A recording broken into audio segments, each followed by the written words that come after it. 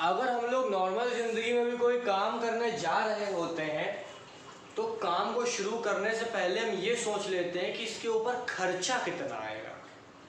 बस इसी तरीके से जब हम लोग सॉफ्टवेयर बनाते हैं, मतलब कोई कंपनी सॉफ्टवेयर बनाती है, कोई सिस्टम डिज़ाइन करने जा रही होती है, तो सबसे पहले वो भी यही देखती है कि खर्चा कितना आएगा, उस खर्चे को निकालें कैसे। मतलब कि जो हम लोग बनाने जा रहे हैं उसका एक ओवरऑल व्यू कैसे लेगी, कितना खर्चा करने वाले हैं, उसी में हम लोग पढ़ते हैं कॉस्ट एस्टिमेशन और उसकी कुछ अप्रोचेज जिसको हम पढ़ने वाले हैं। जैसा कि लिखा है wide range technique to predict the cost, मतलब जो भी चीज़ हम लोग बनाने वाले हैं उसमें कितना ज़्यादा खर्चा आएगा उस चीज़ को पहले से ही प्रिडिक्ट कर लेना। वैसे मैंने 5 अप्रोचेज की बात की है जो मेन है, इसके अलावा बहुत सारी अप्रोचेज होती हैं, लेकिन फिर मतलब जो मेन 5 अप्रोचेज हैं वो आपके सामने है। जिसमें पहली होती है एल्गोरिथमिक पैरामेट्रिक मॉडल। ये जो मॉडल होता है ये बेस्ड होता है मैथमेटिकल इक्वेशंस पे। जो हम लोग पुराना डाटा बना चुके हैं या पुराने सॉफ्टवेयर बना चुके हैं, उस हिस्टोरिकल डाटा को, उस पे जो खर्चा कर चुके हैं, उसको यूज़ करके ये मैथमेटिकल इक्वेशंस को परफॉर्म करता है और एक लमसम आइडिया देता है कि हम लोगों को कितना खर्चा आ सकता है।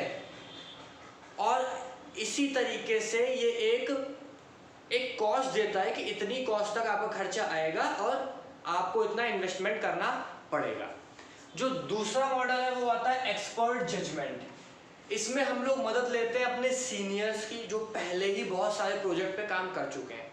दरअसल एक्सपर्ट जजमेंट इसलिए बहुत ज़्यादा ज़रूरी होता है क्योंकि कई बार हम लोग एक कॉस्ट निकाल तो लेते हैं कि इतना पैसा या इतनी कॉस्ट आएगी इस चीज़ को बनाने की, लेकिन ऐसे फैक्टर्स बनाते समय अराइज हो जाते हैं कि हमारा या तो मनी ज़्यादा लग जाती है या जितनी हमने सोची उतनी नहीं लगती है। तो एक्सपर्ट का जो जजमेंट होता है वो इन सब चीज़ों को देख के होता है। वो उसी तरह के सिमिलर प्रोजेक्ट से पहले भी काम कर चुके होते हैं तो उनको और ज़्यादा नॉलेज इस चीज़ का होता है। इसलिए एक्सपर्ट जजमेंट एक बहुत बड़ा रोल निभाता है कॉस्ट एस्टिमेशन में। तीसरा होता है टॉप डाउन।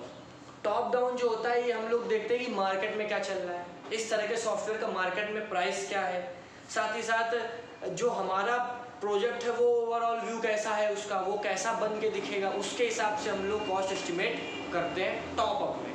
लेकिन इसी का जस्ट उल्टा होता है बॉटम अप। बॉटम अप में क्या होता है, सॉरी टॉप डाउन में करते हैं उसमें, लेकिन बॉटम अप में क्या होता है कि हम लोग एक एक सॉफ्टवेयर कंपोनेंट्स को, जो सर्विसेज, जो चीज़ें हम लोग यूज़ करने जा रहे हैं उन सब की कॉस्ट को एस्टिमेट करते हैं कि कितना इसमें खर्चा आने वाला है, जो हम रिसोर्सेज प्रोवाइड कराने वाले हैं उसमें कितना खर्चा आने वाला है, जो हम फीचर्स यूज़ करने वाले हैं उसमें हम लोग का कितना खर्चा आने वाला है। उस चीज़ से हम लोग एक एक चीज़ की कॉस्ट निकालते हैं और बाद में उसका सम कर देते हैं जिससे हम लोग टोटल कॉस्ट को निकाल लेते हैं।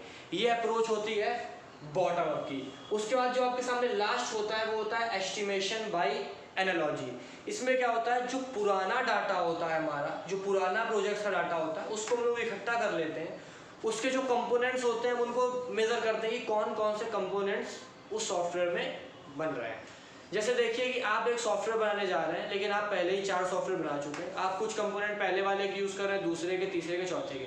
तो जिन जिन कंपोनेंट्स को आप यूज़ कर रहे हैं आप उनकी कॉस्ट को देख लेते हैं और बाकी जितने कंपोनेंट्स आपने यूज़ किए वो सारे नए सॉफ्टवेयर में ला के रख के देख लेते हैं और उसकी कॉस्ट एस्टिमेट करते हैं, जिससे आपको ये पता चल जाता है कि आपका जो नया प्रोजेक्ट है उसमें कितनी कॉस्ट पड़ेगी।